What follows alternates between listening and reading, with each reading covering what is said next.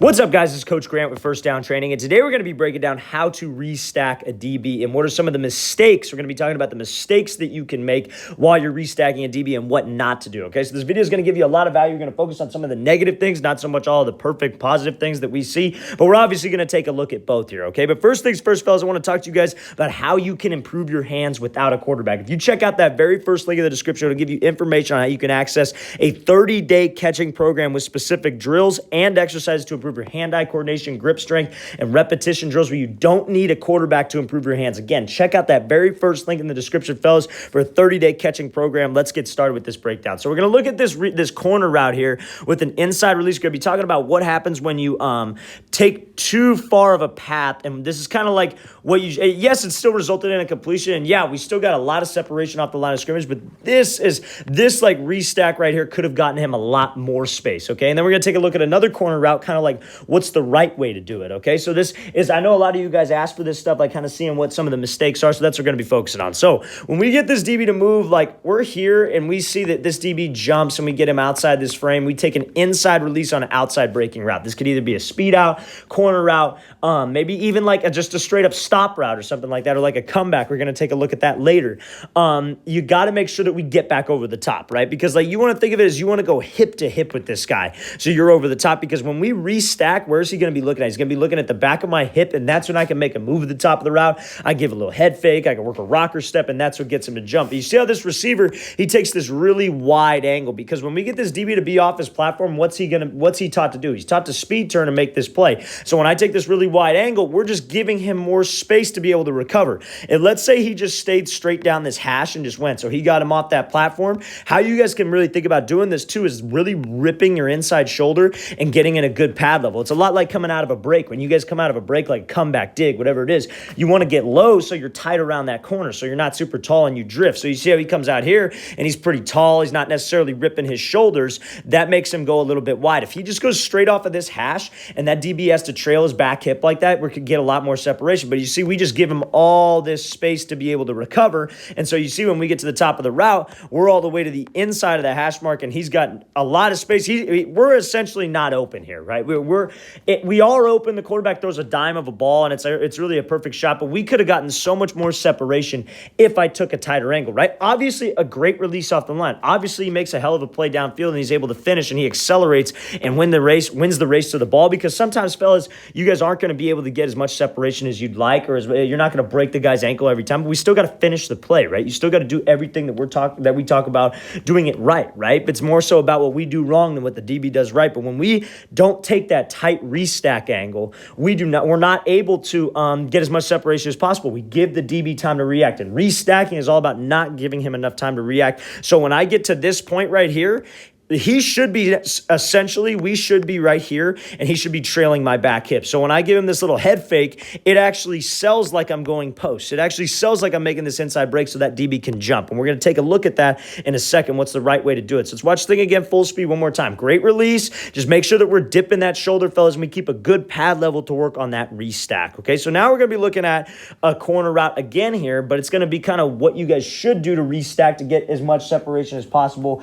and maximize the amount of space that you guys can get, okay? So now, you see when we go here, let's watch at full speed. So Martin gives this inside move, and you see how tight he is to restack. And that kind of break over the top right there gets a little bit more separation than what we would like. That gets a little bit more separation than what we got the last time, okay? So now, but still, I think we could have been a little bit tighter on this restack. And again, we're going to look at the third clip where we're going to take a look at a route by Dez Bryant, and he really, really gets back over the top, and we can see the separation that we're able to get here, okay? But now, when we work this DB, right, get him off this platform, get him to the inside shade. Another thing that you guys can do to help with that restack is know which hand you have to be, right? Like, let's say he's taking an outside release on an outside breaking route, right? So that's fine, but we still want to make sure that we work to restack so I don't just round up into this thing and just go so this DB can undercut it and have all this room in the world and it's a tight throw for the quarterback, right? But if I'm working him off this platform, just know to be able to help you get over the top, we just got to beat his outside arm if I want to take this outside release. I get him here because when you swat that arm, look what happens. His hips lock, cleats are out of the ground, he's frozen, and now he doesn't have hands, right? But you see how he just takes it a little bit wide. If he could really work to get back over the top to where he's straight over the top of this DB and he's trailing his back hip, we can get a lot of separation. But you see how he adjusts. He makes that adjustment to get back over the top. top because he knows how important it is to get that DB's eyes on his hips, right? Now, another thing too, fellas, I've seen a lot of people say that, oh, there's no way these receivers aren't thinking about this stuff. There's no way all this is going through their head. No shit, dude. That's not the point. There's no way you think about this much stuff. But this is what goes into those practices that they do over and over and over again in the offseason, working drill work, working one-on-ones work. It's detail, fellas, because when you pay attention to the details, and what's the point of even fucking practicing if you guys aren't going to actually apply it in a real situation like this and actually think about the details and build good habits? There's no damn point, okay? It's not just you just go out there and run routes. It's about putting in the time in the offseason, putting in the time when you actually have time to think about it, to work on those detailed situations. So when you're in the game, it's second nature, because all this stuff right here, it's got to be second nature. I got to be thinking restack no matter what. I can't be thinking, okay, I got him off the line. Okay, now I got to restack. It's got to happen second nature, okay? But that's why we focus on this stuff, so you guys know, okay, this is what I got to do. These little key trigger words, these little key things that we discuss on this channel helps you guys when you're actually out there running full speed and you got routes, and you can just kind of simplify the whole process. You're not just completely lost as to what you're trying to do, okay? So now when I get back over the top, you see here, what does he do? Throws that head fake, really gives that inside move. That's something that we didn't necessarily see from that last receiver that we took a look from. He just kind of rounded up into this break, but that's the whole point of the restack. So when I give that head and shoulder fake to the inside here, that's what gets this DB to jump it, right? And you see how he does, he gives a little bit of a stutter, which gives me some time to create some separation and run out. But again, that DB still is in not the worst position to make a play on this, right? Quarterback makes a good throw. Receiver Martin does a good job of being late with his hands, but you see how we don't have ton of space from the sideline. That means that we kind of took a wider stem. Like we got him off the line, took a little bit of a wide break, broke back to the inside. If I can make sure that I get right past it, I'm like hip to hip with this dude. I get him off that platform, swat his hands, restack. That can get me some more separation and give the quarterback more space to throw, and it won't be such a tight throw with this defender right on my back. But better than that first clip on that corner, I just want to talk to you guys about restacking with an outside release. Now we're going to take a look at, again, the perfect restack with an inside release. So you see how he comes off here, gives that 1-2. Make sure we get back over the top, fellas. Just don't take that wide stem to give that DB more time to react. All right, so now we're taking a look at this route from Dez Bryant here.